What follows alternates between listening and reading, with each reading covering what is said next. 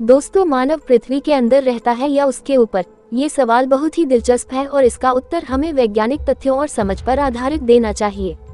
ये सवाल कई पहलुओं से जुड़ा हुआ है और इसे एक सरल उत्तर से समझा पाना मुश्किल है, क्योंकि हम हर दिन पृथ्वी पर रहते हुए उसका अनुभव करते हैं, लेकिन पृथ्वी के अंदर और बाहर की अवधारणाएं हमारे रोज के जीवन से बहुत अलग हैं।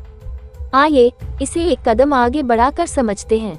पृथ्वी का निर्माण, उसकी बनावट और उसके भीतर की संरचनाएं इतनी जटिल हैं कि हम इंसान के तौर पर केवल उसके बाहरी हिस्से को ही महसूस कर सकते हैं।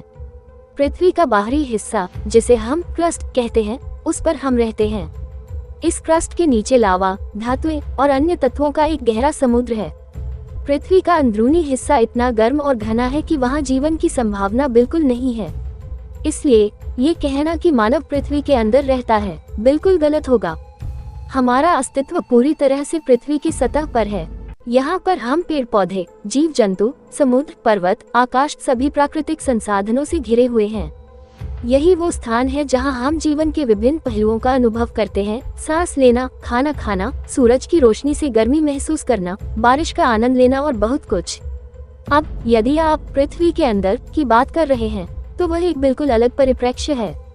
पृथ्वी के अंदर तापमान इतना अधिक है कि किसी भी प्रकार का जीवन वहां रह पाना असंभव है।